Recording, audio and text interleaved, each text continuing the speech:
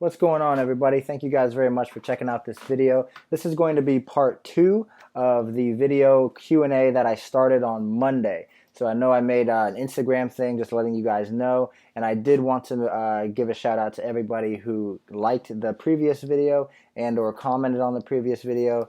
Much appreciated. Thank you guys very much, and obviously your interaction with the videos helps kind of fuel me to want to make more of them to help answer some more of your guys' questions. So without further ado, we can go ahead and move on to the first question in this portion of the Q&A. And the first question in this portion of it comes from Rory Timlin.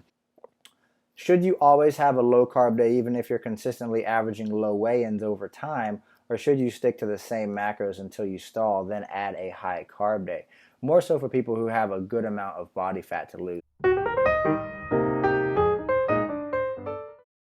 Okay, now before I answer this question, I will start out by saying that you guys have to keep in mind that there are so many different variables to consider and so many different ways or methods to go about dieting somebody. Okay, now I can just tell you how I've done it and how I've seen success with my clients over the last 7-8 years, and then also typically support what I do with some kind of evidence. Okay, so I'll go ahead and start this off by saying that typically people with more adipose tissue can get away with having their high carb days spaced apart farther.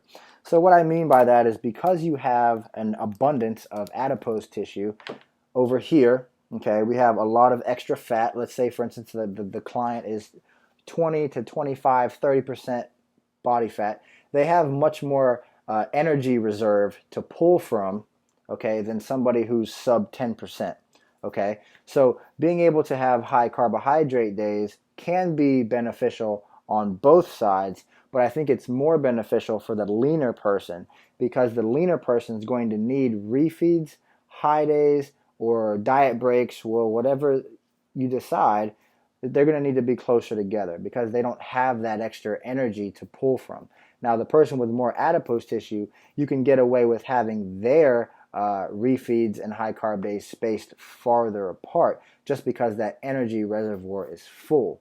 All right. Now, I will say that in both aspects, whether it be a heavy person or a lean person, carb cycling, in my opinion, is going to be your best bet. Now, main reason being is that, for one, physiologically, what does it do? Well, we know that high carbohydrate days or multiple high carbohydrate days can help provide an acute spike in metabolism, can also help to increase the hormones that are affected by a fat loss phase or a caloric deficit, such as leptin, ghrelin, T3, pretty much thyroid in general can be negatively impacted by a fat loss phase. So those high carbohydrate days can help positively influence those hormones. Okay, now the same thing on the other side, whereas somebody who is very lean should have those days pretty close together. Okay, now psychologically, how can high days help us? Well, I'm pretty sure anybody who has dieted with me in the past can attest to the fact that when you have a high day coming, like you're motivated for that day, right? So if I just told you, okay, 7 days a week, we are running these new low calorie numbers and you have absolutely nothing to look forward to, there's never going to be a high day, you're never going to have a diet break, that's it. And you're like, this sucks, right? So what you would want to do to, again, like psychologically to help the person, give them something to look forward to. I mean, I think there are people who don't do this, and you can achieve results on both sides of the spectrum. But when you have something to look forward to and you're able to feel that increase in glucose when you do get a high carb day and your training can improve a little bit, I think that can be very psychologically motivating for a lot of people. Okay, so Rory, I hope this helps answer your question. Thank you very much, man. And our next question on today's Q&A part 2 is going to be from Tanisha. Now, she has 3 questions, so bear with me here. I'm going to try to answer all of them. And the first one is it beneficial for women to train lower body 2 to 3 times a week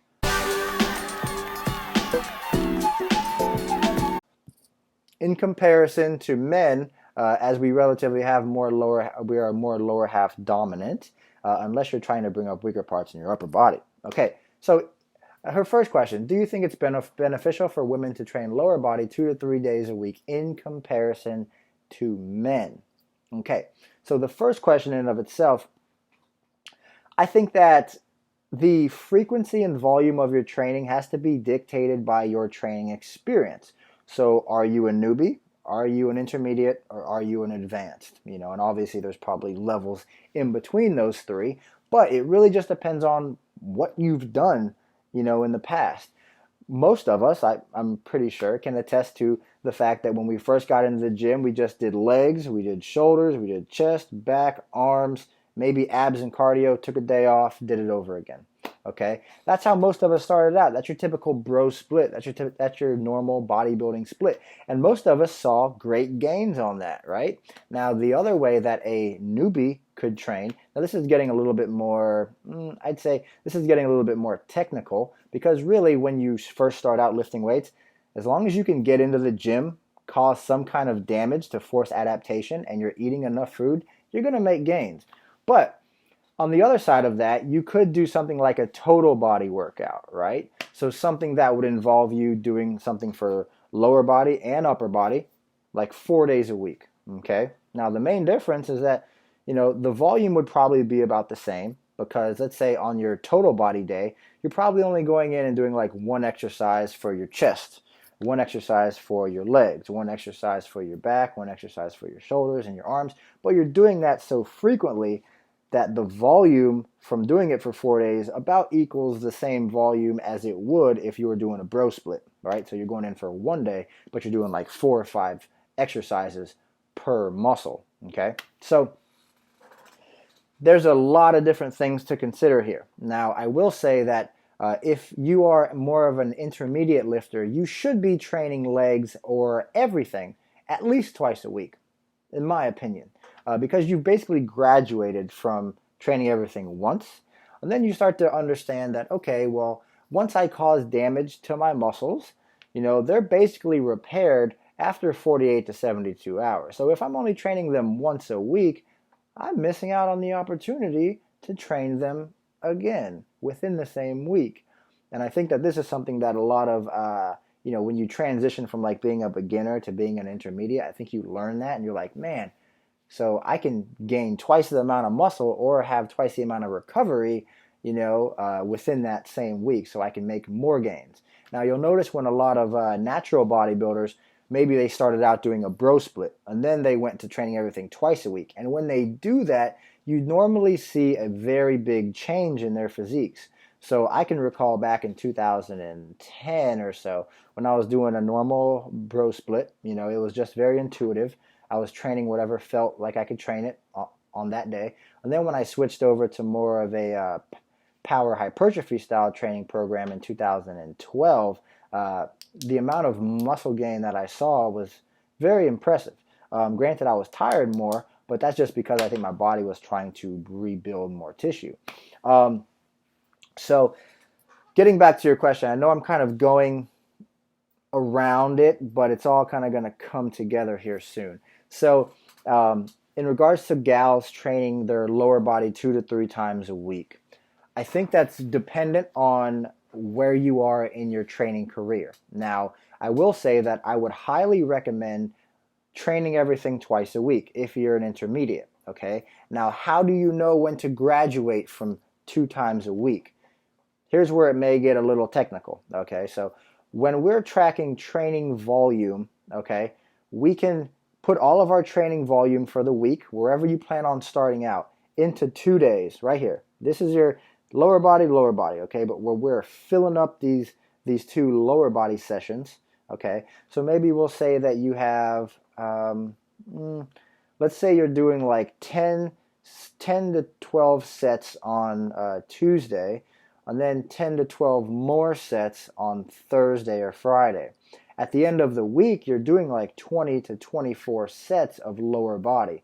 Now, you can continue to increase that over time, but what's going to happen is you're going to get to the point where you're doing so many exercises for your lower body on the same day that it's probably going to start really fatiguing you, and you're probably going to get to the point where you need to deload more frequently because the amount of volume is just so high on each specific day. So what you could do then, since you've built up those 2 days, and let's say, for instance, you have 20, let's just say you build yourself up to like 28 sets, okay, a week on 2 days. So that's 14 sets per day, 28 sets a week. What you can then do is say, okay, I'm going to switch to training my lower body 3 times a week. And what I'm going to do is train legs Monday, Wednesday, Friday, but I'm still going to keep that number 28. I'm just going to divide it over 3 days instead of 2 days. So instead of training 14 sets on Tuesday and 14 sets on Thursday, now you would have about nine sets on each day. So you're reducing the total workload, but now you're just adding in an extra day. Now the cool thing about adding in an extra day is that now you have the ability to now reach new heights by adding maybe one more set on top of each day, and now you're higher in volume than you were previously. Okay, so hopefully that helps out. That's kind of when you would know when to increase to 3 days a week instead of twice a week. If your joints can handle it, I mean, I've even heard of people training, glutes 4 times a week, training chest 4 times a week. But that's just not something that I've personally. I have a little bit of experience with training everything 4 times a week. However, it just didn't seem like it was maintainable for me, and it did seem to get pretty boring pretty quick because I had to do the same exercises pretty much every time I went into the gym. And if that's the case, I might as well just train in my garage with a barbell every single day. But when I go into a gym and I see different kinds of equipment, I want to explore. I want to have fun in there. So that's my take on that, Tanisha. So hopefully it helps clear that up a little bit. I know that was a long-winded answer, but to touch on the next piece of that question, females are typically more lower body dominant, meaning that they can typically tolerate more training volumes with their lower body than men can. So in comparison to their upper bodies, most females have more muscle on their lower body than their upper body. It's not typically very even unless they're like a competitor and they're like body part specific training type, and they either have very good genetics to build upper bodies. So for the female who's very heavy on the lower body, who typically has round glutes, round hamstrings, round quads, but maybe has a narrow back and narrow shoulders, it'd probably be a good idea for them to, on their lower body days, just reduce their volume back way down to something that is only necessary, so a minimal training volume that's only necessary for them to maintain the muscle that they have on their lower body, while they are now prioritizing their upper body to get their upper body to catch up to their lower body. So you're loading volume on the upper body, but you're reducing volume greatly on the lower body. Okay, so hopefully that helps answer that question. Thank you very much. And the next question, what would be your best recommendation to leaning down the quads and getting some nice separation? All right, guys, so I know a lot of you tend to think, well, maybe not anybody in this page, but just society in general tends to think, well, if I want to get lean, I got to do everything. Everything's got to be super high reps. Understand, please, that when you're doing nothing but high reps, you're forcing one kind of stimulus to your body, right? Now, research does show that you can build muscle doing sets of 3 all the way up to sets of 30 or more, okay? What tends to matter is the amount of intensity, okay? So what I will say is that if all of you're doing is using light weights to do super high reps, you're pretty much forcing a stimulus to your body. You're letting your body know, like, look, I'm only going to be lifting light weights, okay? I'm only going to be lifting light weights. I'm not going to be lifting heavy weights. So therefore, I don't need to have the strength that I had when I was lifting heavy. Now I only need to have muscular endurance, okay? Muscular endurance and strength, completely different things.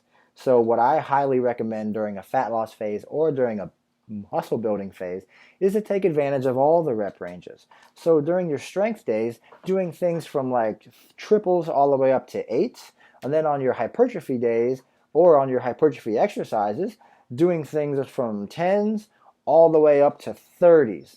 Okay, I know that's a huge rep range, but when you go into a contest prep and you don't want to leave any stone unturned, take advantage of pretty much everything that you can. I can't stress enough how important it is to fully understand that the best way for you to preserve the tissue that you've built is going to be with hard training. It's going to be the same way you built it. That's how you should preserve it. Okay, don't completely change your training program around just because you think maybe it's going to help you burn more calories by doing super high reps. You can incorporate high reps maybe towards the end of a workout to get a little bit more calorie burn, but the exercises that you're accustomed to doing in the rep ranges you're accustomed to doing them to build muscle should stay that way when you take on a contest preparation. So yeah, I think the biggest thing that you want to focus on too is that when you start a fat loss phase, your goal was before to build muscle, right? Your goal now is to preserve it. So we have to train hard, have to train heavy to preserve that tissue. All right, next question. Branched chain amino acids, how important are they? So my response in regards to branched chain amino acids is pretty simple. In the off season, I don't think they're as important as they are during competition prep, for the sole reason that during the off season you're typically in a energy surplus and you have this bank, this caloric surplus bank that you can pull energy from for your body to rebuild tissue. Okay? However, when you're in a caloric deficit and you're in a contest prep, you don't have that extra bank. You're basically floating on that line of being in a deficit, being back to maintenance, deficit, back to maintenance, deficit, back to maintenance, so that your body can pull energy from fat and thus you get leaner. Okay, so I do think that it's more imperative to utilize branched chain amino acid supplementation when you're in a caloric deficit, more so than a caloric surplus. Now, the times that I would highly recommend you use them during a caloric deficit would either be number one, first thing in the morning when you get out of bed. Branched chain amino acids in the hatch, jumpstart recovery, get your body hydrated with water and the electrolyte blends that a lot of the BCAA formulas have now. Option two would be towards the end of your workout. So maybe like halfway through the workout when you've already started to cause some damage and taken into consideration that you probably haven't eaten for 2.5, 3 hours. I think that'd be a good time to implement some branched chain amino acids as well. Option number three would be if you were maybe stretching a meal 4 or more hours, then I'd recommend having some BCAAs kind of in between that time. All right, but other than that, that's my take on branched chain amino acids and if they are beneficial.